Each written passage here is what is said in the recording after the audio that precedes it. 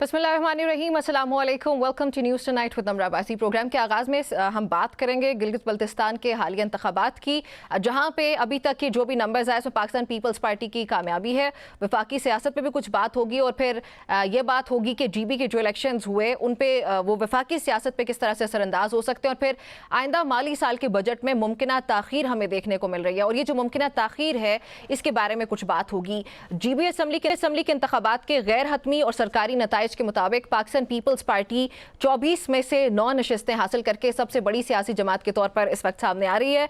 इस पर चेयरमैन जो है पाकिस्तान पीपल्स पार्टी के बिलावल भुट्टो जरदारी, उन्होंने ऑफकोर्स इस कामयाबी को अवामी एतमाद का मजहर करार दिया और सेलिब्रेट किया गया है। कारकुनान को मुबारकबाद भी पेश की गई है और GB में हुकूमत साजी के अज़्म का इजहार किया गया है। अब prime minister of Pakistan Shehbaz Sharif साहब ने भी पीपल्स पार्टी की इस कामयाबी को तस्लीम किया और मुबारकबाद पेश किया। जो भी पार्टिसिपेंट्स थे जिन्होंने पार्टिसिपेट किया इस इलेक्शन में और पाकिस्तान पीपल्स पार्टी को उन्होंने मुबारकबाद पेश किया है।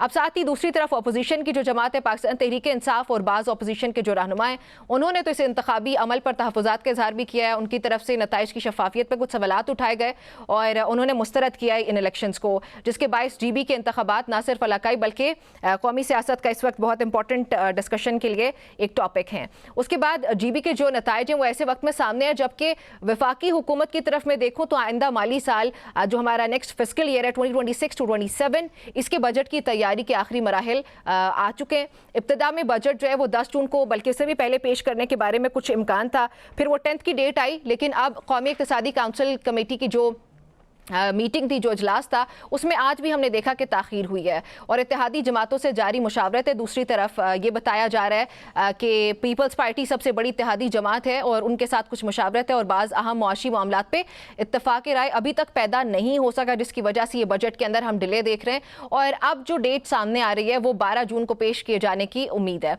अब ज़रा इसमें यह भी रिपोर्ट कर रहे हैं कि जो तरक्याती बजट है या पब्लिक सेक्टर डेवलपमेंट प्रोग्राम, ये जो डेवलपमेंट प्रोग्राम है PSDP, टैक्स इस्लाहात हो गए, फिर अवामी रिलीफ और सूबों के कुछ हिस्से से मुतालिक मामलात हैं जिन पे हुकूमत और पाकिस्तान पीपल्स पार्टी, जब मैं हुकूमत कह रही हूँ तो मेरा मतलब है पाकिस्तान मुस्लिम लीग नून और पीपल्स पार्टी के दरमियान इस पर मुसलसल मुशावरत भी जारी है। इसीलिए आज आपने ज़रूर खबर भी देखी होगी कि ऐवान सदर में आला सतही मुलाकातें भी हो रही हैं जिनमें यह भी बताया जा रहा है कि बिलावल भुट्टो जरदारी हैं पाकिस्तान पीपल्स पार्टी की तरफ से, शहरी रहमान साहिबा, नवीद कमर और प्राइम मिनिस्टर शहबाज शरीफ और दीगर अहम हुकूमती शख्सियात हैं जिनके दरमियान ये मीटिंग आज हुई है। अब उसमें डिस्कशंस ऑफ कोर्स वो बजट के अलावा गिलगित बल्तिस्तान और दीगर तमाम तर सियासी मामलात भी वो आए हैं। सियासी मुबस्सिरीन के मुताबिक तो गिलगित बल्तिस्तान में पीपल्स पार्टी की जो हालिया कामयाबी है उसने वफाकी सतह पर इसकी सियासी अहमियत में मजीद इजाफा किया है। अगरचे मुस्लिम लीग नून और जो पीपल्स पार्टी है वो इत्तेहादी जमात के तौर पर मिलकर हुकूमत का हिस्सा है, लेकिन बजट समेत कई अहम मामलात हैं जिन पर दोनों जमातें हमें तफसीली मुशावरत उनके दरमियान नजर आती है और साथ ये भी नजर आता है कि कहीं ना कहीं पे एक दूसरे के लिए स्पेस क्रिएट की जाती है, खासतौर पे पीपल्स पार्टी के लिए। हमने GB के अंदर देखा कि दोनों जमातें ऐसे लग नहीं रहा था कि ये वफाक के अंदर एक साथ हैं और इनकी हुकूमत है, कुछ सेटअप है, जिस किस्म का भी वो सेटअप है, लेकिन ऐसा लग नहीं रहा था। इन तमाम तर मामलात पे बात करने के लिए पाकिस्तान पीपल्स पार्टी के रहनुमा अली मूसा गिलानी साहब ने मुझे ज्वाइन किया। Musa, thank you very much for joining me on the show. मुझे ये बताएं कि GB इलेक्शंस ख़त्म हो चुके, कुछ नताइज हमारे सामने आ भी रहे हैं और वाज़ेह बरतरी आपकी नज़र आ रही है, लेकिन अपोजिशन की जो एक बड़ी जमात है पाकिस्तान तहरीक इंसाफ, उनकी तरफ से तो ऑफ कोर्स इसको मुस्तरद किया गया और ये बताया गया, बल्कि पाकिस्तान तहरीक इंसाफ की तरफ से तो पहले कहा गया था कि ये प्री पोल रिगिंग हो चुकी है और ये फैसला हो चुका है कि GB की हुकूमत किसके हवाले जाएगी और ये सीट्स किसको दी जाएंगी। सो इसके बारे में व्हाट वुड यू से? देखिए, पहली बात तो ये है कि मैं ये समझता हूँ कि इलेक्शन हुए हैं, वहाँ पर कैंडिडेट्स जो हैं PTI का ये एक जोम होता है कि हमें पोलिंग बैलेट कास्ट करने दिया जाए, लोग वहाँ पर पहुँच जाएं। अच्छा, तो वोट हमें मिल जाएगा, चाहे हम कैंपेन करें या ना कैंपेन करें। उनके कैंडिडेट से अगर उनके 3 या 4 कैंडिडेट्स जो जीते भी हैं वो कैसे जीते हैं? फिर तो वो भी नहीं जीतने चाहिए थे, वो कैसे जीत गए हैं? देखें, ये जो सूरत हाल होती है इनके अंदर कैंडिडेचर बहुत मैटर करता है। हम लोग ग्रास रूट पॉलिटिक्स से होकर आए हैं, तो मैं समझता हूँ कि ये एक बेसलेस सी बात है। ऑब्वियसली मुश्किलात ज़रूर होंगी, उनकी हरकतें ऐसी हैं तो उनकी मुश्किलात उनको सामने करनी पड़ेंगी। ये आज नहीं हुई, ये उनकी मुश्किलात के अंदर इजाफा उनकी अपनी हरकत की वजह से है। पॉलिटिकली उनका पॉलिटिकल एक्यूमेन नहीं है, उनके अंदर एक ज़िदबाजी है, वो एक सिर्फ तैश की तरफ जाते हैं, वो सिर्फ एक हर चीज़ को जंग हर चीज़ को बातिल और कुफर की तरफ लेके जाते हैं। मैं समझता हूँ कि politics is art of negotiations, politics is art of impossible. तो उसको पॉलिटिक्स करनी चाहिए ना। अगर सियासत करनी है तो फिर सियासत में तो जब हुकूमत में थे तब सियासत कर लेते थे, तब तो हर चीज़, फिर तो कशकोलगी भी उठा लिया गया था, तब तो आवाम पर टैक्स भी आ गया था, तब तो जब नौकरियां नहीं थी तो तब भी वो एक लड़ाई करते थे। एक इमरान खान साहब की पहली तकरीर से देखें, हमें आज शायद उनके साथ कोई ये समझ रहा होगा कि ज़्यादती हुई है, मान लिया फॉर एग्ज़ाम्पल, हम एक सिनेरियो को समझते हैं कि ठीक है हो रही है। अब इस नहज तक कौन पहुंचा, इस नहज तक किसको लाया गया, कौन जनरल फैज़ के फैज़ याफ्ता कौन लोग थे, उन्होंने क्या किया, उस टाइम पे ऑपोजिशन के साथ क्या हाल होता था, उस टाइम पर जब ऑपोजिशन थी, क्योंकि एक परसेप्शन क्रिएट कर दिया गया कि हाँ नवाज शरीफ और जरदारी साहब ये गंदे हैं तो इनके साथ जुल्म भी हो जाए तो ये ठीक है, इमरान खान अच्छा है वो तो गलतियां भी कर दे तो कोई बात नहीं उसको माफ कर दिया जाए। नहीं, ये नहीं हो सकता है। गलती की सजा पारसा को भी उतनी मिलेगी जो कि गलती की सजा किसी और गुनाहगार को भी मिलनी है। तो ये एक जो ये सारी चीजें फोल्ड हो रही है ना, ये एक लेंस से आप नहीं देख सकते, इसको एक आपने बर्ड्स आई व्यू से देखना है। और मैं समझता हूँ कि पीटीआई के पास आज भी वक्त है वो पॉलिटिकल फोर्सेस के साथ मिले। आज कमेटीज में वो नहीं आ रहा है, फ्री हैंड दिया हुआ है। उनके प्लानिंग ये है कि वो तकरीरें करेंगे, बजट पे वॉकआउट कर देंगे। कमेटीज सारी बॉयकॉट कर चुके हैं। वो कमेटीज में जिन कमेटीज की उनके पास चेयरमैनशिप है वहां पर भी वो नहीं है। तो अगर वो इस सिस्टम को ही नहीं मान रहे नमरा, अगर वो इस सिस्टम को ही नहीं मानते और वो कहते हैं कि नहीं ये सिस्टम नहीं है, इमरान खान बाहर आएगा तो सब सिस्टम है, तो उनको गिलगित बल्तिस्तान के इलेक्शन लड़ने नहीं देना चाहिए। तो आज आप ये कह ना रहे होते कि वहां पर जाती लड़ने दिया गया पाकिस्तान, तो ना लड़े ना, वो ना लड़े, गलत है ना लड़े। अगर हर चीज पे तो वो बॉयकॉट कर रहे हैं। अच्छा, क्योंकि केपीके की हुकूमत उनके फायदे में है। वहां पर दिहाड़ियां लग रही हैं, वहां पर पैसा बन रहा है, वहां पर रोज के धड़ाधड़ करप्शन हो रही है। वहां पर उनके पास एक फोर्स है, उनके पास पॉलिटिकल फोर्स भी है, वहां पर उनके पास हुकूमती मशीनरी भी है, इस्तेमाल हो रही है तो वो संभाल के बैठे हैं, वो अच्छी है। जहां पर उनके पास ऑपोजिशन है तो वो असेंबली अच्छी नहीं है, हुकूमत पे भी करते हैं। मुझे मूसा ये बताएं कि चले आपका इस पे पॉइंट आ चुका है कि अगर पाकिस्तान तहरीक इंसाफ ये कहती है कि वहां पे धांधली हुई है गिलगित में तो वो इलेक्शंस को फाइट ही नहीं करना चाहिए था, कंटेस्ट नहीं करना चाहिए था। अब मुझे ये बताएं कि correct me if I am wrong, लेकिन पाकिस्तान मुस्लिम लीग नून और पीपल्स पार्टी के दरमियान इस वक्त एक सेटलमेंट है, और वो सेटलमेंट ये है, वो एक पॉलिटिकल डिस्ट्रीब्यूशन है, पॉलिटिकल सेटलमेंट है कि जो पेरिफेरीज हैं उसके अंदर पाकिस्तान पीपल्स पार्टी है और दरमियान में वफाक के अंदर जो है वो पाकिस्तान मुस्लिम लीग नून है। मैं कश्मीर की बात कर रही हूँ, मैं जीबी की बात कर रही हूँ, वहाँ पे आपकी मौजूदगी, आपकी जीत, आपकी प्रेजेंस इस बात को सेकंड करती है जो मैं बात कर रही हूँ। एम आई राइट और wrong? You are absolutely wrong. अच्छा, आई एम सॉरी टू से। नवाज शरीफ साहब वहाँ पर गए, बिलावल साहब वहाँ पर गए, वहाँ पर जो सख्त कलमात का एक इलेक्शन एक्सचेंज हुआ वो आप सब ने देखा। वो वहाँ पर कोई नूरा कुश्ती छोटे लेवल पर हो सकती है, मतलब कैंडिडेट्स के दरमियान में आपस में नूरा कुश्ती हो सकती है, लेकिन जब एक हीटेड आर्ग्यूमेंट्स और एक जब तकारीर के अंदर बात हो तो इसका मतलब ये है कि कोई ये अरेंजमेंट नहीं है। वहाँ पर जो इलेक्शन हुआ हम PMLN के साथ देखें, you have to come with open mindset, not a biased mindset. एक ओपन माइंडसेट के साथ अगर आप ये कह रहे हो कि बिलावल भुट्टो जरदारी वहाँ पर नवाज शरीफ पे तनकीद कर रहा है और वहाँ पर नवाज शरीफ साहब का दामाद जो है वो बिलावल भुट्टो पर मजाक तंज कर रहा है, तो ये मजाक हो रहा है। यहाँ पर वो एक क्लियर कट इलेक्शन हुआ था। हाँ, वफाक की जहाँ पर बात है, पीपल्स पार्टी वफाक के अंदर हुकूमत का हिस्सा नहीं है। अगर आप मेरे से पूछेंगे तो मेरी ये मशावरत होगी कि हमें कल की बजाय आज ऑपोजिशन में चले जाना चाहिए। ठीक है, जो हमारे साथ हुकूमत में रहकर इल्ज़ाम लग रहा है कि ये हुकूमत का इत्तेहादी है और ये हुकूमत का हिस्सा है। Chairman Senate, Peoples Party Senate की सबसे लार्जेस्ट पार्टी है, वो अपने वोटों से चेयरमैन सेनेट उसको जीता हुआ है। उसमें प्रेसिडेंसी सूबे के अंदर बलोचिस्तान के अंदर पीपल्स पार्टी की हुकूमत है, सिंध के अंदर पीपल्स पार्टी की हुकूमत है, पंजाब के अंदर भी नुमाइंदगी है, वफाक के अंदर भी हमारे वोट हैं, सेनेट की भी जमात है। वो तीनों हाउसेज में चले, उसमें PMLN ने अगर वोट दे दिया प्रेसिडेंसी के लिए तो कोई बात नहीं। लेकिन ये एक इंप्रेशन ओवरऑल जो जाता है कि KPK के अंदर और पंजाब के जो गवर्नर्स हैं ये वफाक की नुमाइंदगी में गए हैं। गवर्नर तो एक रबर स्टैंप्स है, उनके पास अथॉरिटी भी नहीं होती है। 3 महीने वो अगर बिल रोक के रखें तो बिल ऑटोमेटिकली पास हो जाता है। तो वो एडवाइस हो तो सीएम और एडवाइस हो तो प्राइम मिनिस्टर अगर एक दफ़ा प्रेसिडेंट वापस भेजे, दूसरी दफ़ा वो भेज रहे हैं, तो समझो वो लाज़मुल मलज़ूम है उसको करना। तो ये एक इंप्रेशन बिल्कुल जो आपके पास है और जो आप यहाँ पर टीवी पर दे रही हैं वो ठीक है कि पब्लिक ये समझ रही है, तो पब्लिक ये समझ रही है। मेरी ये बिल्कुल ये मशावरत होगी कि हमें कल के बजाय आज अपोजिशन में चले जाना चाहिए। ये जो ऐसा आपको क्यों लगता है कि आपको अपोजिशन में, क्योंकि आपके पास ये इंप्रेशन है कि शायद यहाँ पर सब बहुत जॉली गुड हो रहा है। आप हमारे से पूछे कि हमें लोकल लेवल पर क्या मसाइल हो रहे हैं। मैं एमएनए हूं, जितना फंड मुझे दिया है, जो तीसरे नंबर पर मेरे से हारा हुआ है नून लीग वाला, उसके पास भी उतना फंड है। एक यही इज्जत है ना।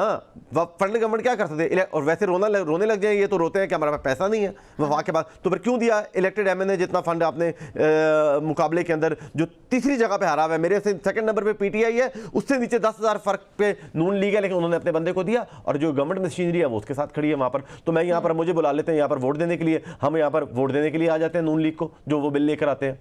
तो मुझे बताएं कि, और आप यहाँ पर ये समझ रही हैं कि हम उनके सपोर्टर हैं, आप यहाँ पर तनकीद कह रही हैं कि आप तो मिले हुए उनके साथ इलेक्शन के अंदर। आपने ये बात की ना अपने अंदर, मैंने कहा नहीं मिले हुए हम उनके साथ, हम उनसे गवर्नमेंट इलेक्शन लड़के हमने मेजोरिटी ली है। अगर इतनी कोई सब एक ही लेकिन मूसा में हम लोग आपको इत्तेहादी कहेंगे ना कि इत्तेहादी हुकूमत है या नहीं है? एमक्यू में इत्तेहादी है जो उसके पास मिनिस्ट्रीज है। अच्छा, आईपीपी इत्तेहादी है जिसके पास मिनिस्ट्रीज है। बाप इत्तेहादी है जिसके पास मिनिस्ट्रीज है। अगर हम इत्तेहादी होते तो हमारे पास मिनिस्ट्री होती है, हम गवर्नमेंट फंक्शनरी के अंदर शामिल होते। तो कॉन्स्टिट्यूशनल पोजीशंस भी हैं एनी हाउ। अब चलें इस पे आगे बढ़ते हैं। बजट भी अब जाहिर है वो आन पड़ा है और बजट पास करना है। जो डेट्स आ रही थी पहले बजट की वो नहीं है। अब ये बताया जा रहा है कि 12th could possibly be the date जिस पे बजट पास किया जाएगा।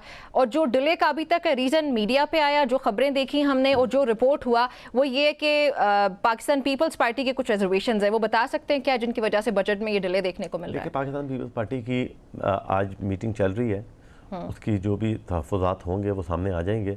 मेरी नॉलेज में तो ऐसा इतनी कोई बात नहीं है। ऑब्वियसली कोई पीएचडीपी के मसाइल होंगे, कोई टैक्स पॉलिसी के इश्यूज़ होंगे, उसके अंदर उनकी बात हो रही होगी, वो जो सामने आएंगे उसमें पता लग जाएगा। अच्छा, मुझे ये भी बताएं कि जो बजट की आप बात कर रहे हैं कि कुछ रिजर्वेशंस हो सकती हैं पीएचडीपी से मुतालिक, पाकिस्तान पीपल्स पार्टी की ओवरऑल पॉलिसी है क्या? वो चाहते क्या है कि पाकिस्तान मुस्लिम लीग नून की तरफ से जब बजट पेश किया जाए, प्रेजेंट किया जाए, तो क्या ऐसे पॉइंट्स हैं जिन पे बात होनी चाहिए और जो पाकिस्तान पीपल्स पार्टी की बात है वो मानी जानी चाहिए? वो पॉइंट्स बता सकते हैं? पाकिस्तान पीपल्स पार्टी ये चाहती है कि जो भी उनके मुज़ाकरात, बजट बनता है ब्यूरोक्रेसी के अंदर, जो भी उनके बातें होती हैं, हम चाहते हैं कि हमारे से उसकी इनपुट ली जाए। अगर कोई आईएमएफ का इशू है, कोई और किसी और वर्ल्ड बैंक का इशू है या कोई भी और इशू है, उसके ऊपर पीपल्स पार्टी से मशवरा किया जाए कि ये हमारे मसाइल आ रहे हैं, हमें ऑन बोर्ड रख लिया जाए, हमारे ऊपर थोपा ना जाए, मुसल्लत ना किया जाए, कुछ भी मुसल्लत ना किया जाए, हमसे पूछ लिया जाए। हम शायद अपने 2 सेंट्स दे सकते हैं, अगर हमारे 2 सेंट्स नहीं भी देंगे तो कोई जवाज़ नहीं रहेगा कि हमसे पूछा नहीं गया। देखिए, एक चीज़ होती है बताना, एक चीज़ होती है पूछना। पूछने से एक इज़्ज़त अफजाई हो जाती है। पॉलिटिक्स, पीपल्स पार्टी का बेसिक कोर जो है वो सेल्फ रिस्पेक्ट है और वो समझते हैं कि हम बराबरी की सतह पर काम करें और हम हुकूमत को सपोर्ट करते हैं। हम हुकूमत को सपोर्ट करते हैं। ज़ाहिर बात है, एक मुल्क जो है वो तीन बॉर्डर्स से, हमारे 3 बॉर्डर्स पे जंग है। ईरान पे जंग है, शायद हमारे साथ नहीं है लेकिन जंग वहाँ पर हो रही है। अफ़गानिस्तान के साथ हम इस सिचुएशन के अंदर है। इंडिया के साथ एक हॉस्टाइल सिचुएशन है।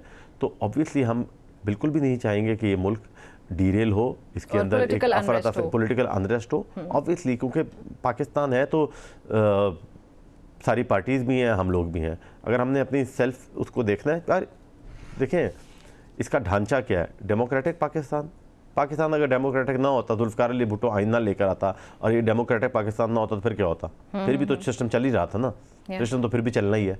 तो हम आज जंग किसकी है कि डेमोक्रेटिक पाकिस्तान है, लेकिन होना पाकिस्तानी है उसके आगे, चाहे उसके पीछे डेमोक्रेटिक हो या वो हाइब्रिड हो या वो रूरल या वो एक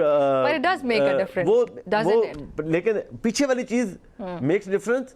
but Pakistan remains the constant factor in it. So we cannot remove the constant factor and फिर हम कहेंगे पाकिस्तान में होगा तो क्या होगा। ठीक है, अच्छा चले, मुझे ये भी बताएं कि इस वक्त एक चीज़ अंडर कंसिडरेशन है, वो ये भी है कि सूबों को ये कहा जा रहा है कि वो अपने बजट में से कुछ फॉरगो करें एनएफसी वगैरह में फॉर सम स्पेशल पैकेजेस, जैसे बलूचिस्तान वगैरह के लिए और इस तरह से, ऐसा कुछ है?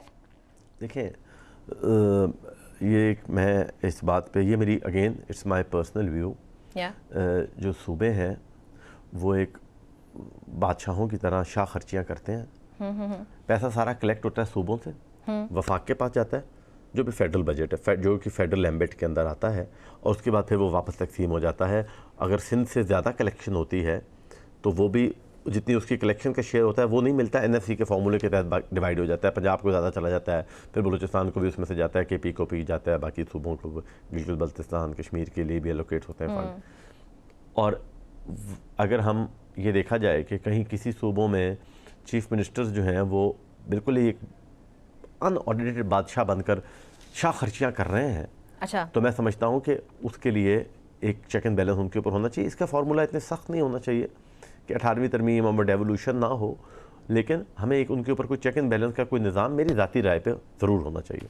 अच्छा ठीक है, एक चीज़ जो सबसे ज़्यादा इंपॉर्टेंट वो ये कि जीबी के अंदर भी अभी हमने देखा इलेक्शन कैंपेन के दौरान बिलावल भुट्टो जरदारी या दीगर जो पाकिस्तान पीपल्स पार्टी की लीडरशिप है, when they were talking to people, तो वो हमें वाज़े तौर पे एक चीज़ तो नज़र आई जहाँ पे वो बार बार कुछ बेनज़ीर इनकम सपोर्ट प्रोग्राम की भी बात कर रहे थे, 28th अमेंडमेंट की बात हो रही थी, कुछ 18वीं तरमीम से मुतालिक बात हो रही थी, यानी कि अपनी रेड लाइन्स बताई जा रही थी पीपल्स पार्टी की तरफ से, और लग ये रहा था कि वो बिल्कुल भी इसके लिए तैयार नहीं है। 18वीं तरमीम भी उनकी रेड लाइन है, और BISP से मुतालिक भी अगर कोई चीज़ छेड़ी जाती है तो वो भी उनकी रेड लाइन है। लेट्स से कि Pakistan Peoples Party has their demands और वो पूरी नहीं की जाती, अगर मुस्लिम लीग नून के साथ कोई बातचीत नहीं बनती, तो फिर भी आप लोगों के हालात इसी तरह से बरकरार रहेंगे, और जो हुकूमत में आप लोगों का, आप तो बता रहे हैं कि इत्तेहादी नहीं है, लेकिन चलें जो भी रोल है वो इसी तरह से रहेगा, या कुछ गड़बड़ हम देखते हैं खुदा न खास्ता? देखिए, एक सपोर्टिव रोल है, और मैं समझता हूँ कि ये तो फैसला चेयरमैन पाकिस्तान पीपल्स पार्टी ही करेंगे, और उनकी जो हमारी CEC है, सेंट्रल एग्जीक्यूटिव कमेटी, उनकी मशावरत से ये फैसला होना है। इसमें ना मेरा रोल होना है, हम अपनी राय पार्लियामेंट्री पार्टी की मीटिंग में ज़रूर दे सकते हैं, लेकिन जो रोल होना है वो उनका रोल ही होना है, उन्होंने इसका फ़ैसला करना है। और मैं समझता हूँ कि जो BISP है उस पर कोई बात कर ले, ये फजूल बातें हैं कि हमने बेकारी बना दी, उनको अंदाज़ा नहीं है कि ये कितना बेहतरीन किस्म का पायलट प्रोजेक्ट है। इसके अंदर अगर एक नशरनुमा प्रोजेक्ट आप देख लें, कोई एक प्रोजेक्ट उठा के देख लें आप बताएं, और किस तरीके से गवर्नमेंट आवाम को फंड करेगी। बाकी जितने भी इन्होंने फार्मूले लगाए हैं पिछले कई सालों में, सब फेल हो चुके हैं, सब फेल हो चुके हैं। ये एक वाहिद है जिसको, जो डिजिटलाइज होता जा रहा है, शुरू में प्रॉब्लम आती गई और बेहतर होता जाएगा अगर इसके अंदर आप और इनपुट डालते रहेंगे। अगर इसको कहेंगे पीपल्स पार्टी की कोई रेड लाइन नहीं है? नहीं है, क्यों नहीं है रेड लाइन? देखिए, हमारी 18वीं तरमीम बिल्कुल एक रेड लाइन है, हम उसके अंदर किसी हद तक कॉम्प्रोमाइज़ कर सकते हैं, उसको हम स्क्रैप तो नहीं होने देंगे। BISP भी हमारी एक रेड लाइन है, उसके अगर कोई उसके अंदर खामियां हैं तो बैठे उसको हल कर सकते हैं, ज़रूरी नहीं है कि उसको ख़त्म कर दिया जाए। मतलब तब्दीलियां हो सकती हैं, लेकिन उसको खत्म करने पे पाकिस्तान पीपल्स पार्टी रज़ामंद नहीं होगी। ठीक है, अली मूसा गिलानी साहब, आपने न्यूज़ टुनाइट के लिए वक्त निकाला, बहुत शुक्रिया आपका। नाज़रीन, गुफ्तगू news tonight with Namra Abbasi में एक ब्रेक शामिल करते हैं, वापस आते हैं।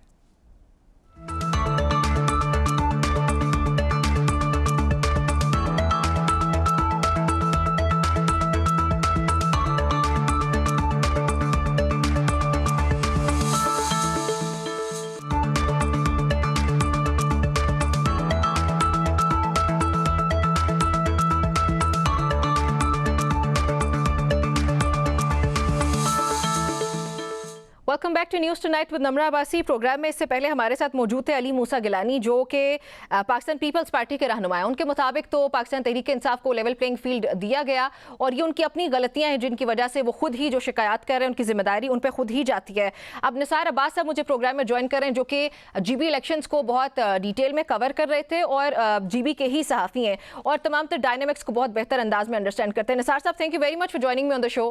मुझे ये बताइएगा, कल इलेक्शंस हुए, कुछ रिजल्ट्स हमारे सामने आ रहे हैं, गैर हतमी कुछ नताइज हमारे सामने, बताइएगा किस तरह से हुए इलेक्शंस। पाकिस्तान तहरीक इंसाफ अपोजिशन की चूंकि एक जमात है, उन्होंने तो उसको मुस्तरद कर दिया है। What did you see? जी, पहले तो मैं रिक्वेस्ट करूंगा, मेरा नाम निसार अब्बास है, और जो चीज़ें हमने यहाँ पे अभी इलेक्शंस के हवाले से देखी हैं पिछले 2-3 दिनों में, वाकई में लेवल प्लेइंग फील्ड जो है वो नहीं दी जा सकी PTI को। अच्छा, क्योंकि उसमें गलती जो है PTI की अपनी भी रही है। रजिस्ट्रेशन जो है उन्होंने जो रिक्वायर्ड डॉक्यूमेंट्स के साथ इलेक्शन कमीशन में वो उन्होंने कराया नहीं था, इसलिए उन्हें बल्ले का इंतखाबी निशान भी नहीं मिला। और उसके अलावा जो है उनकी जब लीडरशिप मरकज़ी ख़ास तौर पे जो असद कैसर साहब हैं उनको इस्लामाबाद एयरपोर्ट पर रोका गया। ताहम अगले ही रोज़ जो है बैरिस्टर गौहर साहब यहाँ पे आए, उन्होंने कैंपेन चलाई और जितने भी उनके हिमायत याफ्ता तहरीक इंसाफ के उम्मीदवार थे वो उनकी ठीक ठाक कैंपेन उन्होंने यहाँ पे चलाई है। और साथ ही 2 नशिस्तें अब तक हुंजा से नेक आलम साहब पीटीआई के हिमायत याफ्ता थे और उसके अलावा जो है गिलगित से सुहेल अब्बास शाह साहब जो कि साबिक सदर पीटीआई मरहूम जाफर शाह साहब के बेटे भी हैं और पिछली हुकूमत में वो मिनिस्टर भी रहे और उसके साथ जो है वो पीटीआई के सरगर्म मेंबर भी रहे, वो भी जीत गए हैं, इलेक्शन दोनों जीत गए हैं। उसके साथ जो है स्कर्दू GBA 8 से तहरीक इंसाफ के हिमायत याफ्ता और MWM के जो उम्मीदवार हैं काजिम मैसम साहब वो भी जीत गए हैं। तो पीटीआई के पास इस वक्त 3 नशिस्तें आप कह सकते हैं कि असेंबली में मिली हैं उनको। अच्छा, आपने कहा कि लेवल प्लेइंग फील्ड नहीं दिया गया पाकिस्तान तहरीक इंसाफ को, तो उस हिसाब से तो फिर आप जाहिर है एक सहाफ़ी हैं, गिलगित बल्तिस्तान से आपका ताल्लुक है, आप तमाम तर डायनामिक्स को बहुत बेहतर अंदाज में समझते हैं और आपने इन इलेक्शंस को कवर भी किया है। आपसे ज़्यादा बेहतर तो कोई इस पर बात अभी नहीं कर सकता, तो क्या हम कह सकते हैं कि ये इंतखाबात साफ शफाफ थे? देखें, बाकी जो जमातें हैं तमाम जो है उनको तो जो है भरपूर मौके मिले हैं और पीपल्स पार्टी की इस वक्त 11 जो उनके मेंबर थे वो जीत गए हैं। उसके साथ इस्तेकाम पार्टी के पास भी इलेक्टेबल्स थे लेकिन उनका कोई एक भी मेंबर जो है वो जीत नहीं सका है। और मुस्लिम लीग नून के पास 6 नशिस्तें आई हैं, आज़ाद उम्मीदवार 6 जीत गए हैं। स्कर्दू बल्तिस्तान डिवीजन से 2 जिला गांचे के 2 हलकों से आज़ाद उम्मीदवार जीते हैं, GBA 22 और GBA 24 से। और उसके अलावा जो है दियामर से सैयद इमाम मालिक जो हैं वो भी आज़ाद उम्मीदवार हैं, वो भी जीते हैं। तो इस तरह से 6 आज़ाद उम्मीदवार जो है जीते हैं। किसी हद तक आप पीटीआई के हवाले से आप ये कह सकती हैं कुछ कोताही मैंने कहा आपको कि पाकिस्तान तहरीक इंसाफ की अपनी है। जी, जो रिक्वायर्ड डॉक्यूमेंट्स थे हमारे इलेक्शन कमीशन को में वो जमा नहीं कर सके बर वक्त और इसकी रजिस्ट्रेशन में ताखीर हुई है। और इस हवाले से आप मैंने जब मालूमात ली हैं तो इलेक्शन कमीशन का ये कहना था कि उनकी जानिब से हमें जो हमारी जो रिक्वायरमेंट के डॉक्यूमेंट्स वो नहीं मिल सके। ताहम जो खालिद खुर्शीद साहब हैं साबिक वज़ीर आला गिलगित बल्तिस्तान, उनका ये कहना था कि जो इल्ज़ामात या जो एतराज़ात हमारे ऊपर इलेक्शन कमीशन ने लगाया है उन एतराज़ात के हवाले से मुस्लिम लीग नून भी वोट हो सकती थी लेकिन उनके साथ ऐसा नहीं किया गया, सिर्फ हमारे साथ ये रवैया रखा गया। जी निसार साहब, आपने प्रोग्राम में हमें ज्वाइन किया, बहुत शुक्रिया आपका हमें ज्वाइन करने के लिए। नाज़रीन, गुफ्तगू आपने सुनी निसार अब्बास साहब हमारे साथ जिन्होंने बहुत डिटेल में और इन डेप्थ जाके इन इलेक्शंस को कवर किया है और उनका ये कहना है कि पाकिस्तान तहरीक इंसाफ को लेवल प्लेइंग फील्ड नहीं मिला। वो एक अलग बात है कि वहाँ पे उनकी अपनी भी गलती है, जिस तरह से रजिस्ट्रेशन और जो इलेक्टोरल एक प्रोसेस होता है उसको भी लीडरशिप की तरफ से भरपूर अंदाज में फॉलो नहीं किया गया, लेकिन उसकी सियासी साइड भी उन्होंने बता दी। एक ब्रेक शामिल करते हैं, वापस आते हैं।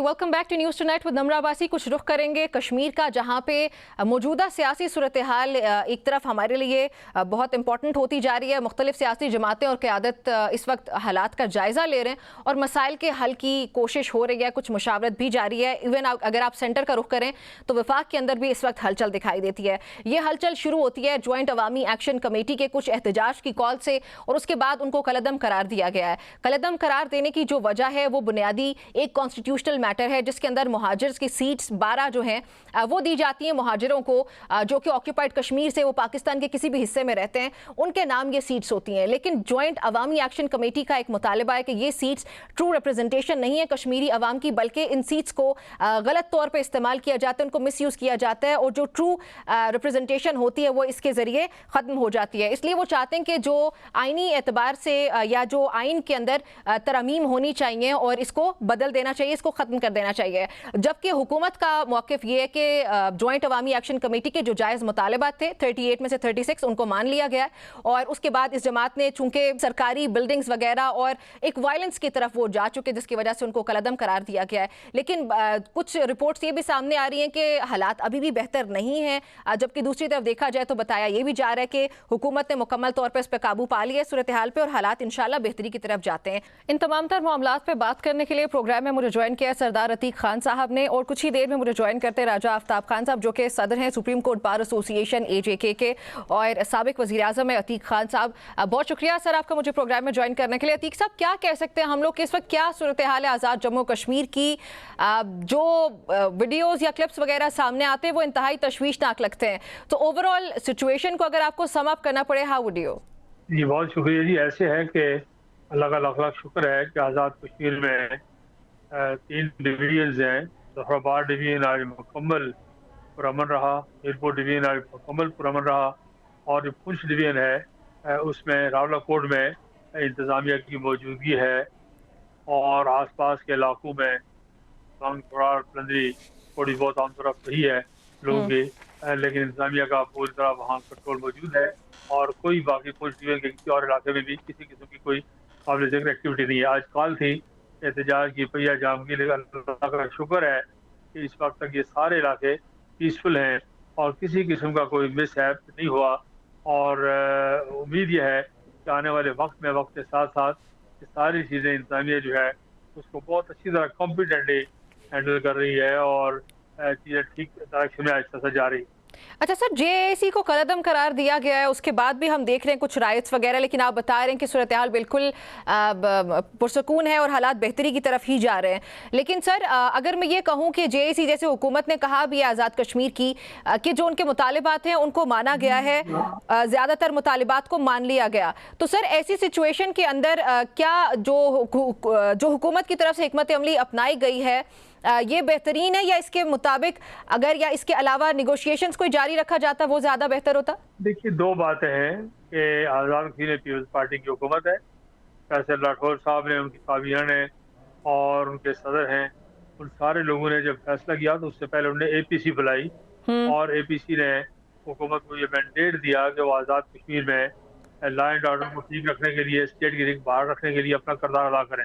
जहाँ तक मुज़ाकरात का ताल्लुक है, मुज़ाकरात मुसलसल होते रहे, लेकिन ये बात ध्यान रखनी चाहिए कि इस वक्त कानूनी तौर पे पीपल्स पार्टी की हुकूमत की तरफ से एक तंजीम को कलअदम करार दे दिया गया और सुप्रीम कोर्ट ने उन फैसलों को और APSC के फैसलों को अप्रिशिएट किया है और वैलिडेट किया है। अभी सूरत में जब आप मुज़ाकरात की बात करेंगे तो फिर आप किसी एक कलअदम तंजीम के साथ मुज़ाकरात की बात नहीं कर सकते। फिर पाकिस्तान में जितनी भी कलअदम तंजीम है सबके साथ आपको मुज़ाकरात करने पड़ेंगे। हाँ, अगर ये फैसला आप कर लें, स्टेट ये फैसला कर ले कि सब कलअदम तंजीमों के साथ बात करनी है तो बिल्कुल ठीक है, लेकिन जहाँ तक आपने मुतालबात की फहरिस्त का जिक्र किया, 38 मुतालबात इस दफ़ा लेके आए, इसी बार मुतालबात लेके आए थे, सारे मुतालबात माने गए, इसके बावजूद उन्होंने 14-15 लाशें उनके बाजारे में गिरी हैं और 2.5-3 अरब रुपए की प्रॉपर्टी को नुकसान पहुंचा है। इसके बावजूद वो FIR भी हुकूमत ने सस्पेंड की और कत्ल के मुकदमात किए जो कानूनी तौर पर हो नहीं सकते, वो अभी सारे बहाल हो जाएंगे खुद बहुत। तो अभी जो मामलात हैं वो 35 से ज़्यादा बहाल हो चुके हैं, मुकदमा माने जा चुके हैं। अच्छा। और 2-3 मामलात ऐसे हैं कि जिस पर हुकूमत की उनको पेशकश थी कि वो इसको आईनी और कानूनी मामलात हैं, इनको सड़कों पर ना हल किया जाए, इसका इंतजार किया जाए। इसलिए 85-90% मसाइल उनके मान लिए गए हैं और मुज़ाकरात का उसूल ये है कि जब आधे से ज़्यादा बातें मान ली जाएं तो बाकी के लिए आप वक्त देते हैं, मुज़ाकरात करते हैं, मुज़ाकरात तूल पकड़ते हैं कि डंडा लेके हाथ में और आप करपट्टी पे पिस्तौल रखे तो तो मुतालबात और मसाइल तो नहीं कि हल होता दुनिया में। आफ्ताब से मेरा आपसे सवाल ये था कि हुकूमत की तरफ से बताया गया कि 38 में से 36 डिमांड्स जो हैं वो JAAC की मान ली गई हैं।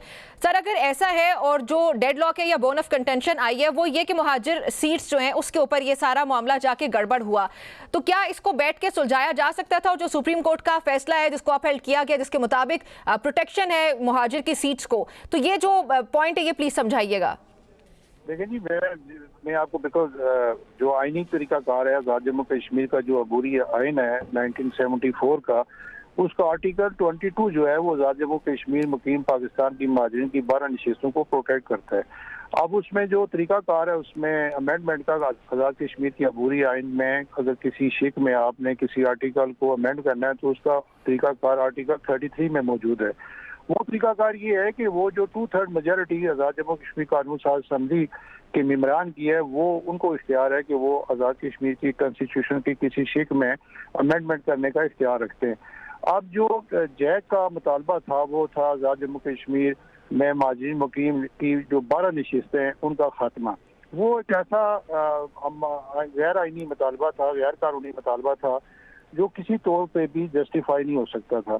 इस सिलसिले में आज़ाद कश्मीर हुकूमत ने बड़ी फराख दिली का मुजाहरा किया और उन्होंने जब ऑल पार्टीज कॉन्फ्रेंस बुलाई तो उसमें उन्होंने जैक के तमाम जो उनके सरकर्दा लीडर थे उनको दावत दी, बल्कि जो उनके चेयरमैन है शौकत नवाज मीर, उनके प्राइम मिनिस्टर ने उनको फ़ोन करके कहा मैं आपके घर आना चाहता हूँ, आपको दावत देते हैं कि आप कल की ऑल पार्टीज कॉन्फ्रेंस में आए।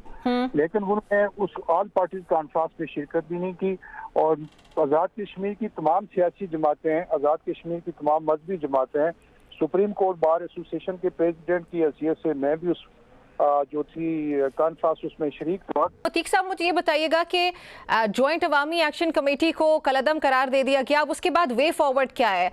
हुकूमत की तरफ से क्या किया जाएगा? फिर पाकिस्तान की फेडरल हुकूमत है, आप क्या एक्सपेक्ट करते हैं कि सोल्यूशन क्या होगा इसका? देखिए, जहाँ तक हुकूमत का ताल्लुक है, फेडरल हुकूमत को आज़ाद कश्मीर हुकूमत की दरख्वास्त पर उनकी कोई इंतजामी मदद कर सकती है, लॉ एंड ऑर्डर मेंटेन करने में मदद कर सकती है। जब एक तंजीम को आप कलअदम करार दे दें तो उसके बाद आप वही करेंगे जो पाकिस्तान में आपने कलअदम तंजीमों के साथ किया। एक बात तो यह है।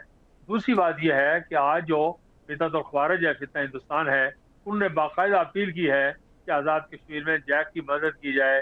वो मुश्किल में है। हिंदुस्तान का मीडिया और उनके जर्नल, उनके पॉलिसी साज टीवी पर कह रहे हैं लेना चाहिए। फिर उन्होंने कहा कि हम सीरियसली, हिंदुस्तान के तर्जमान ने कहा है कि हम जायजा ले रहे हैं आज़ाद कश्मीर की सूरत हाल का। तो ये अगर आप ताने बाने सारी बातों को मिलाएं तो फिर आपको ये बात वाज़ेह हो जाती है कि एजेंडा क्या है। अगर ये एजेंडा कश्मीरियों का है, पाकिस्तानियों का है, अगर ये एजेंडा रियासत के लोगों का है, तो रियासत के लोग या पुंछ के लोग, खास तौर पर रावला कोट, बंदिश, सदूदीन के लोग, इन्होंने तो पाकिस्तान के लिए खाले खिंचवाई, आज़ादी के लिए जान दी है और कदम कदम पे कुर्बानी दे रहे हैं। और कश्मीरी जो है वो अपनी कब्रों पर भी पाकिस्तान का परचम लहराने की वसीयत करके मरते हैं। तो फिर ये एजेंडा किसका है? सवाल ये पैदा होता है। ये सारे लोगों को नहीं कहता, अच्छे लोग भी होंगे, बेवतन लोग भी होंगे, लेकिन इनके अंदर ऐसे एलिमेंट्स आ गए हैं जिनके ताने बाने कश्मीर से बाहर के ही मिलते हैं, पाकिस्तान से बाहर के ही मिलते हैं। अब फितना तो ख्वारिज का क्या नाम है, क्या काम है कि उनकी अपील करें, कि उनकी मदद करें, और हिंदुस्तान के मीडिया का क्या काम है जो इस वक्त कर रहा है। तो इसलिए ये सारी बात आपने वही कुछ करना है जो आपने डी चौक में किया है, जो आपने कराची में किया है, जो आपने कबायली इलाकों में किया है, जो आपने गिलगित बल्तिस्तान में किया है। अगर जैसा कल्चर रियासत ने कबूल कर रहा है तो रियासत की मर्जी है, और अगर रियासत का जैसा कल्चर आपने इन 4-5 जगहों में जहाँ का मैंने जिक्र किया आपने कबूल नहीं किया, तो फिर आज़ाद कश्मीर में जैसा कल्चर कैसे कबूल करेंगे? आइन और कानून को छोड़ के सूबाई असम्बली किधर जाएंगी, सेनेट, कौमी असम्बली, आज़ाद कश्मीर की असम्बली किधर जाएगी? अगर फैसले आपने सड़कों पर कर रहे हैं, डंडे के जोर से कर रहे हैं, दायरे के जोर पर कर रहे हैं, कत्ल गारत गरी करके कर रहे हैं, अच्छा, किस तरह ही होगा? और माइनर की सीटें जो हैं, अभी आफ्ताब साहब कह रहे थे, मैं मुस्लिम कॉन्फ्रेंस का सदर हूँ और मुस्लिम कॉन्फ्रेंस रियासत की ओल्डेस्ट पॉलिटिकल पार्टी है।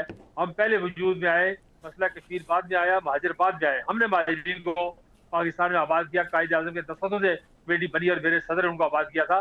मैं ये कहता हूँ कि महाजिरीन के वोट का हक जो है उसका ताल्लुक मसला कश्मीर के हतमी हल के साथ है, अक़वाम मुत्तहिदा की करारदादों के साथ है, और पाकिस्तान की पोजीशन को कमजोर करने के मुतरादिफ है कि अगर घर में आप हक़ खुद इरादत किसी से छीन लेते हैं, देखिए रियासत के किसी हिस्से की आबादी को आप वोट के हक से महरूम नहीं कर सकते, और रियासत के किसी हिस्से को आप उसकी हैसियत तब्दील नहीं कर सकते। हिंदुस्तान ने तब्दील की है, हिंदुस्तान को सारी दुनिया लात दान कर रही है।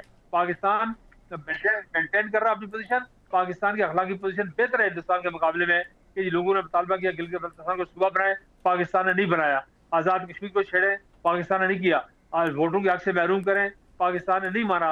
आज पाकिस्तान की पोजीशन अखलाकी तौर पर मजबूत है, लेकिन किसी एक इलाके की आबादी को अगर आप डिफ्रेंचाइज करते हैं, आबादी के वोट के हक से महरूम करते हैं, तो फिर आप कश्मीरियों के लिए अक़वाम मुत्तहिदा में वोट का कैसे मांग सकते हैं जी? रायशुमारी करवाएं और उनकी मर्जी पूछें कि वो वोट के जरिए फैसला करें, इस्तिस्मा में राय के जरिए रायशुमारी के जरिए फैसला करें। इसलिए ये बड़ी तादाद है और ये एजेंडा बुनियादी तौर पर हिंदुस्तान का है। वो पाकिस्तान की अखलाकी पोजीशन आलमी तौर पर कमजोर करना चाहता है और पाकिस्तान को अपने मौक़िफ़ से पीछे हटाना चाहता है ताकि वो मसला कश्मीर को वाइंड अप करे। इसलिए माजरीन को आज़ाद कश्मीर की कानून साज़ असम्बली हो, आज़ाद कश्मीर का हाई कोर्ट या सुप्रीम कोर्ट हो, पाकिस्तान का सुप्रीम कोर्ट हो, सब इदारे काबिल एहतराम है। माजरीन के वोट का कोई इनमें से खत्म नहीं कर सकता, ना अदालत ना असेंबली। ये खालिस्तान इसका ताल्लुक अक़वाम मुत्तहिदा की करारदाद से है। जब तक मसला कश्मीर हल नहीं होता। ठीक, लेकिन ये पॉइंट लेके मैं आफ्ताब साहब की तरफ जाती हूँ। आफ्ताब साहब, सुप्रीम कोर्ट ने जो रेफ्यूजी सीट्स हैं उसके ऊपर उसको प्रोटेक्शन दी है, हम जो बात अभी कर भी रहे हैं, अब जेएसी की तरफ से वो ये इसकी डिमांड की जाती है। उन्होंने कभी इसको ज़ाहिर है कॉन्स्टिट्यूशन इसको प्रोटेक्ट करता है, तो वो इसको बज़ाहिर इल्लीगल नहीं कहते, लेकिन वो कहते हैं कि इसको अबॉलिश कर दिया जाए और जो तरमीम नीडेड है वो होनी चाहिए। क्या हुकूमत कभी ऐसा सोच सकती है, या आईन और कानून इसके बारे में बताइएगा क्या कहते हैं कि क्योंकि उनका मानना ये ट्रू रिप्रेजेंटेशन नहीं है, डेमोक्रेटिक रिप्रेजेंटेशन नहीं है, तो इसलिए ये तरमीम होनी चाहिए। तो क्या हुकूमत की तरफ से ये बिल्कुल हम इसको समझेंगे एक रेड लाइन है जिस पर कभी कोई बात हो ही नहीं सकती? देखिए जी, जो आज़ाद कश्मीर का अबूरी आइन है, मैंने पहले गुजारिश की, उसका आर्टिकल 22 बड़ा वाज़ेह है जी हाँ, और उसमें सुप्रीम कोर्ट आज़ाद कश्मीर में जो प्रेसिडेंटल रेफरेंस भेजा गया था, उसमें जो 5 जो सवाल थे उनका बड़ा तफसील के साथ जवाब जो है सुप्रीम कोर्ट आज़ाद कश्मीर ने प्रेसिडेंट आज़ाद कश्मीर को वापस अरसाल किया। उसमें 3 दिन मुसलसल उसकी समात रही। उसमें आज़ाद कश्मीर की जो बार एसोसिएशन है उनके प्रेसिडेंट ने आर्गू किया, उसके बाद जम्मू कश्मीर मुस्लिम कॉन्फ्रेंस की तरफ से सरदार अब्दुल राज़िक साहब ने आर्गू किया और उसके अलावा फ्रेंड ऑफ कोर्ट के तौर पर राजा सजाद खान एडवोकेट ने जो आर्गू किया और बैरिस्टर मयून नवाज ने आर्गू किया। उसके अलावा पब्लिक एट बार की तरफ से भी खासे लोग थे। अब बात यह है कि ये कैसा गैर आइनी और गैर कानूनी मुतालबा है जो किसी तौर पे भी जस्टिफाई नहीं है, क्योंकि माजीन मुकीम पाकिस्तान जो हैं वो लोग हैं जो अपना घर बार छोड़ के अपने आबाओ अजदाद की कब्रें छोड़ के अपनी लोगों की कुर्बानियां दे के नए खाली हाथ यहाँ पाकिस्तान में आके आबाद हुए हैं, इस उम्मीद के साथ कि तहरीक आज़ादी कश्मीर अपने मंतकी अंजाम को पहुंचेगी और ये लोग वापस अपने घरों को जाएंगे। एक तरफ तो आप ये देखें कितना बड़ा अलमिया है कि हिंदुस्तान जो मकबूजा कश्मीर के अंदर डेमोग्राफिक चेंज आ रहा है और वो लाखों की तादाद में हिंदुओं को वहाँ पे अदा के आबाद कर रहे हैं, और दूसरी तरफ हम अपने लोगों का जो राइट ऑफ वोट है वो भी हम छीनने जा रहे हैं और उसका मुतालबा कर रहे हैं। ये एक ऐसा मुतालबा है जो किसी तौर पे भी जस्टिफाई नहीं है। एक तरफ तो आपको पता है कि गुज़श्ता साल जो था मई में माइकल हक और बनियानुल मरसूस में जो पाकिस्तानी अफवाज ने कामयाबियां हासिल की और आज पूरी दुनिया में field marshal general Asim Munir को बड़ी इज्जत एहतराम की निगाह से देखा जाता है। और अभी हाल ही में अमेरिका और ईरान के दरमियान जो मुज़ाकरात करवाने में पाकिस्तान का किरदार है, इस सारे अमल को सबोताज करने के लिए एक ऐसा गैर आइनी मुतालबा रखा गया कि जिसका उनको पता था कि ये काबिल कबूल हो ही नहीं सकता और इसको अनारकी की तरफ लेके जाएंगे और पूरी दुनिया में पाकिस्तान को बदनाम करने की साजिश है। ये किसी तौर पे भी किसी मुहब्बुल वतन शहरी का या किसी कश्मीरी का जो है वो ये हो ही नहीं सकता मुतालबा। आप चूंकि कश्मीरी यहाँ पे अक्सरियत से नजरिया इलाके पाकिस्तान के साथ जुड़े हुए हैं, उनका जीना मरना पाकिस्तान के साथ है, वो कभी कश्मीरी इस बात का तसव्वुर भी नहीं कर सकते कि कोई पाकिस्तान के हकूक के मुनाफी यहाँ पे कोई ऐसा मुतालबा रखा जाए या जिसको काबिल रख दिया जाए। अब देखें ये कि आज़ाद कश्मीर के लोग पढ़े लिखे लोग हैं, इन्होंने इनके बयानी को यकसर मुस्तरद कर दिया। अभी मैं मुजफ्फराबाद की कैपिटल में हूँ, मुजफ्फराबाद में 2 दिन से मामूलात जिनकी बिल्कुल नॉर्मल है, किसी किस्म का किसी शख्स को प्रोटेस्ट नहीं हो रहा। यहाँ पे ट्रैफिक दुआएं बाजार खुले हुए हैं, लोग अपने रोजमर्रा के मामूलात में मसरूफ हैं। तो ये इनका जो गैर आइनी और गैर कानूनी मुतालबा था जैक का, उसको अवाम ने भी यकसर मुस्तरद कर दिया। तो अब ये चलिए, ऐसा मुतालबा अब इसके बाद फिर क्या होगा, इस पे बात करने के लिए अतीक साहब आपकी तरफ आऊंगी। आप साबिक वज़ीर आज़म हैं और आईनी मामलात को आप बेहतर समझते भी हैं। एक तरफ तो मैंने जो जिक्र किया कि सुप्रीम कोर्ट ने रेफ्यूजी सीट्स को आईनी तहफ़्फ़ुज़ दिया है, दूसरी तरफ कलअदम करार दे दिया गया JAC को। अब इस फैसले के बाद क्या आप समझते हैं कि असम्बली इंतखाबात अपने मुकर्ररा वक्त पे हो पाएंगे और हुकूमत इसको किस तरह से यकीनी बनाएगी? देखिए, मैं आपके इस सवाल का जवाब देने से पहले 2 जुमलों में ये कहना चाहता हूँ कि अगर किसी को माहिरीन नशिस्तों पर इंतखाब के तरीक़ाकार से इख्तलाफ है, अगर शफाफियत से इख्तलाफ है, उम्मीदवारों से इख्तलाफ है, जाली वोटों के इंतजाज से इख्तलाफ है, तो इस सारी बात को पाकिस्तान के जो पॉलिसी साज इकट्ठे बैठ के सियासतदान और बाकी लोग तय कर सकते हैं कि आइंदा ये इलेक्शन शफाफ होंगे और इनमें कोई खराबी नहीं होगी। इस किसी हिकमत अमली को ठीक करने के बजाय आप उसूल से इनकार करते हैं, ये मुमकिन नहीं है, एक बात। दूसरा, आपने इलेक्शन का पूछा है। इलेक्शन अल्लाह के फजल से बिल्कुल वक्त पे होते हुए दिखाई देते हैं मुझे पूरा हक़ुल यकीन है कि इलेक्शन वक्त पे होंगे, शफाफ होंगे और 60-65% से ज़्यादा टर्नआउट होगा। सारी दुनिया को हम ये मैसेज देने में कामयाब हो जाएंगे कि आज़ाद कश्मीर के लोग डेमोक्रेटिक प्रोसेस के साथ हैं और पाकिस्तान के इक़दामात के साथ हैं और तहरीक आज़ादी कश्मीर के साथ हैं, जमहूरी इदारों के साथ हैं, जमहूरियत में यकीन रखते हैं और जमहूरी अमल को कामयाब बनाना चाहते हैं। इसलिए बिल्कुल इसमें पूरी तरह हमें कामयाबी होगी और लोग अपना अपना इलेक्शन लड़ेंगे। कल देखें ना, नॉमिनेशन पेपर फाइल करने का दिन है। आप देखेंगे कि एक आध किसी कॉन्स्टिट्यूंसी की मैं बात नहीं करता, 99 कॉन्स्टिट्यूंसीज में कल पेपर दाखिल होने शुरू हो जाएंगे, 9 से लेके 8-10 दिन अगले, और ये सारा पीसफुल होगा। लाइन ऑर्डर, जिस तरह राजा आफ्ताब साहब ने कहा है कि लाइन ऑर्डर रिस्टोर होना शुरू हो गया है और लोगों को ये पता लगा। देखिए ना, कोई आम आदमी जो है, शरीफ आदमी, महजब आदमी, कलअदम तंजीम के साथ अपने आप को व्यवस्था तो नहीं करेगा।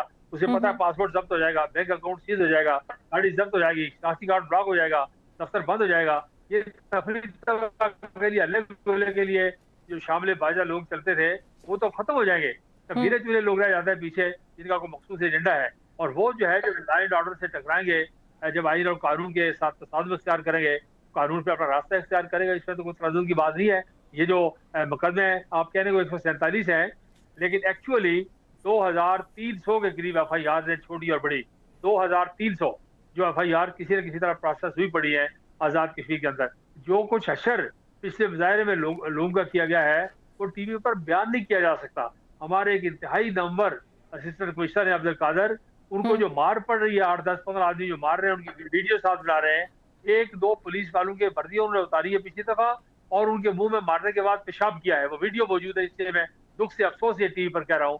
अब ये कुफार की, दुश्मनों की डेड बॉडी की म्यूटिलेट करने की किसी को इजाजत नहीं है। ये रावलाकोट में भी 1-2 डेड बॉडीज के बारे में वीडियोज आ रही है कि उनको जो है बसख किया गया है। तो ये जो सिलसिला है, इसका मुज़ाकरात से, मिसाइल से क्या ताल्लुक है? हम यहाँ बैठे हुए मिसाइल लोगों की हमने हल किए हैं, आज़ादी दिलवाई है, कानूनी हक दिलवाया है, सियासी हक दिलवाया है। हमारी सारी जिंदगी में, हमारी उम्र 94 साल है सियासत में, हमने 94 साल में 94 ईयर्स में मुस्लिम कॉन्फ्रेंस से कोई लाश नहीं गिराई, एक लाश भी नहीं गिराई। हमने ईद शबरात जेलों में की है, लेकिन हमने कभी कोई गलत रास्ता इख्तियार नहीं किया। ये पुरतशद्दुद रास्ता इख्तियार करके, आज़ाद किसी को अमन अमान तबाह करके, पाकिस्तानी फौज और पाकिस्तान को गालियां देके, ये जो पाकिस्तान को बुनियाना मरसूस से कामयाबी हुई, ईरान अमेरिका मुज़ाकरात में कामयाबी हुई, आज सारी दुनिया के अंदर पाकिस्तान के हक में बात हो रही है, सिवाय हिंदुस्तान, इसराइल और फिर इंतहाई बदकिस्मती से कि आज़ाद कश्मीर से वो गर्म हवा आ रही है। ऐसा क्यों है? आज कश्मीर के लोग तो उन्होंने पाकिस्तान के जाने दिए, वो पाकिस्तान के झंडे में दफन होते हैं, और आज 6 लाख कुर्बानी है इन महाजरीन की, जिनके अकारब की, जो अपना घर बार भी बच्ची छोड़ कर आए हैं और अभी तक पाकिस्तान में पूरा सेटल नहीं हो सके। तो इन लोगों की, देखिए, ये मैं आपको गुजारिश करूँ कि आइन की बात अपनी जगह होगी, सुप्रीम कोर्ट की, असेंबली की बात अपनी जगह होगी। मैं आपको एक जिम्मेदार, 2 दफा मैं वज़ीर आज़म रहा हूँ, 7-8 मरतबा असेंबली का मेंबर रहा हूँ, अभी मेंबर हूँ। मैं आपको जिम्मेदारी से कहता हूँ कि पाकिस्तान की एस्टेब्लिशमेंट जो इन मामला पर पहरा दे रही है, उसके लिए ये रेड लाइन है, ये नो-गो एरिया है, और अक़वाम मुत्तहिदा की करारदादें और कश्मीर की हाल तक इसमें कोई दखल अंदाजी न कोई असेंबली कर सकती है, न कोई किसी अदालत को करनी चाहिए।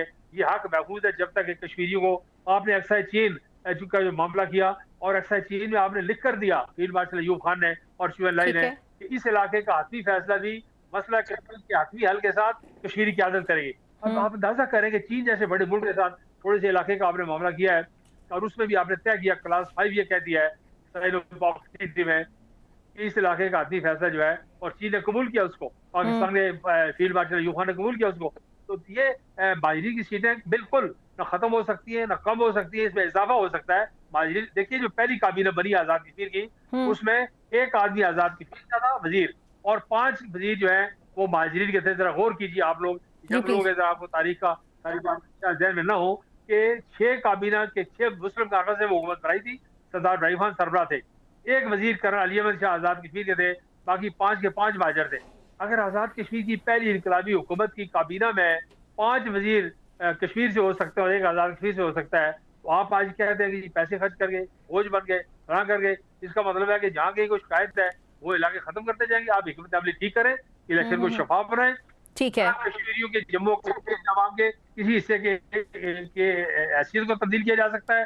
आजाद कश्मीर हो, गिलगित बल्तिस्तान हो, जम्मू हो, लद्दाख हो, श्रीनगर हो, इसका किसी इलाके की हैसियत आबादी के तराज से नहीं बिगाड़ा जा सकता, और किसी इलाके के लोगों को वोट के हक से महरूम नहीं किया जा सकता। जब तक मसला कश्मीर हल नहीं हो गया, उसके बाद फिर जिंदा रहे तो फैसला करें क्या करना। ठीक है, चलिए आफ्ताब साहब के पास भी ये पॉइंट लेकर चलते हैं। सर, आफ्ताब साहब बड़ी क्लैरिटी के साथ अतीक साहब ने ये तो बता दिया कि किस तरह से रियासत डील करेगी इस तरह के अनासर के साथ, और साथ ही आइन और कानून को जो प्रोटेक्शन देता है तमाम तर मामलात को, उसको किस तरह से डील किया जाएगा। लेकिन उसके साथ ही उन्होंने एक चीज़ बहुत इंपॉर्टेंट पॉइंट आउट किया, वो दुश्मन अनासर हैं। अब इस एहतजाज के दौरान कुछ दुश्मन अनासर ने पाकिस्तान और आज़ाद कश्मीर के दरमियान दूरी पैदा करने की ये कोशिश की है, जिसको ऑफकोर्स हमारी स्टेट ने नाकाम बना दिया है। इसको हाईलाइट करना बहुत इंपॉर्टेंट है और इस पर बात करना भी बहुत इंपॉर्टेंट है। और कश्मीरी अवाम की जहां तक मैं बात करूं तो वो तो हमेशा कश्मीर बनेगा पाकिस्तान के नारे के साथ ही अलाइन करते हैं और उसी के साथ अपनी जिंदगियां गुजारते भी हैं। अब आप इन बैरूनी ताकतों को क्या पैगाम देंगे लास्टली? देखिए, जिस तरह सरदार अतीक साहब ने बात की, मैं समझता हूँ कि आज़ाद कश्मीर के लोग जो हैं पढ़े लिखे लोग हैं, और यहाँ का जो लिटरेसी रेट है वो पाकिस्तान के चारों सूबों से सबसे ज्यादा है। अब गुजारिश ये है कि कुछ अनासर यहाँ मौजूद हैं जो जिनका एजेंडा जो है वो हमारी समझ से बालातर है। आज़ाद कश्मीर के अंदर नजरिया इलाके पाकिस्तान के साथ मोहब्बत करने वाले और नजरिया इलाके पाकिस्तान के चाहने वाले लोगों की तादाद बड़ी तादाद है।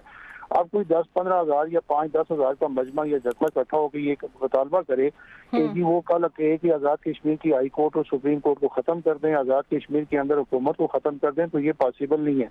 ये जहाँ तक आप बात कर रहे हैं ना कि पाकिस्तान और आज़ाद कश्मीर के रिश्ते को कमज़ोर करने की बात है, मैं समझता हूँ कि आज़ाद कश्मीर और पाकिस्तान का जो रिश्ता है वो कभी भी इस तरह के वाक़ात से ना कभी ख़त्म हो सकता है। आप ये देखें कि मकबूजा कश्मीर के अंदर सिर्फ पाकिस्तान के नाम पे लोग लाखों की तादाद में इस वक्त तक अपनी जानों का नजराना पेश कर चुके हैं, और वहाँ पे जो लोग शहीद होते हैं उनके जो वर्षा होते हैं उनकी सबसे बड़ी ख्वाहिश ये होती है कि हमें पाकिस्तानी झंडा मिले और उसमें कफन की जगह पाकिस्तान के झंडे में लोग अपने अजीज व कारब की जो डेड बॉडीज हैं उनको दफनाते हैं।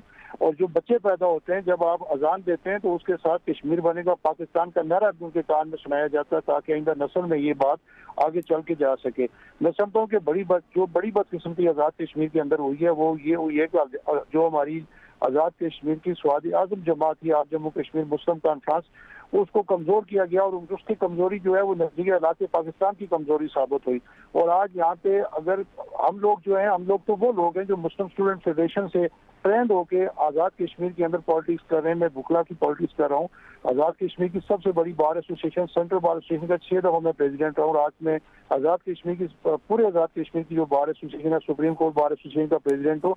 हम लोग तो नजरिया इलाके पाकिस्तान के मानने हमारे ईमान का हिस्सा नजरिया इलाके पाकिस्तान है। और उसकी वजह ये थी कि जब हम स्टूडेंट लाइफ में थे, मुस्लिम स्टूडेंट फेडरेशन से जब हमने सियासत का आगाज किया तो उस वक्त हमारे सेशन होते थे, हमें ये बताया जाता था कि नजरिया इलाके पाकिस्तान क्या है, कश्मीर बनेगा पाकिस्तान का क्या विजडम है। लेकिन बदकिस्मती ये है कि जब मुस्लिम कॉन्फ्रेंस को कमजोर किया गया, मुस्लिम कॉन्फ्रेंस को आज़ाद कश्मीर में खत्म करने की कोशिश की, तो उस वक्त ऐसे नासर जो है वो परवान चढ़े और आज की ये सूरत हाल है जिसकी बदमजगी है। और मैं समझता हूँ कि इंशाल्लाह ताला ये बहुत जल्द कंट्रोल हो जाएगा। जिस इलाके में जफर आज़ाद कश्मीर के 9 अजला जो है इस वक्त मुकम्मल पुरसुकून है, लोगों ने इनके बयानियों को मुस्तरद किया है। लोग पाकिस्तान के साथ, पाकिस्तान की अफवाज के साथ, आपको हैरानगी होगी कि इस वक्त जो FC और रेंजर्स यहाँ मुजफ्फराबाद में मौजूद हैं, लोग उनकी मेजबानी कर रहे हैं, उनको अपने घरों से खाने बना के और जो कोल्ड ड्रिंक्स पेश कर रहे हैं।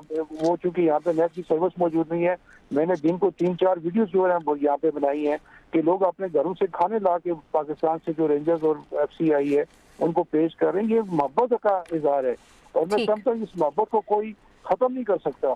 ठीक है, इस पे आपका पॉइंट आ गया। अतीक साहब से आखिरी मैसेज देते हैं। अतीक साहब, आप इससे मुतालिक जो भी सूरत हाल डेवलप हुई और जिस तरह भी उससे निपटा जाएगा, उससे मुतालिक अगर आप कोई बात कहना चाहते हैं, कोई मैसेज देना चाहते हैं, तो प्लीज आई हैव 1 मिनट।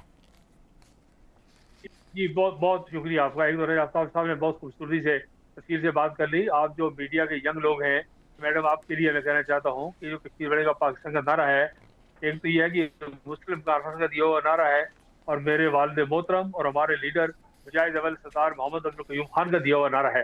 तो इसलिए ये नारा और करारदाद इलाके पाकिस्तान और 6 लाख कुर्बानियाँ सब एक समझ में है।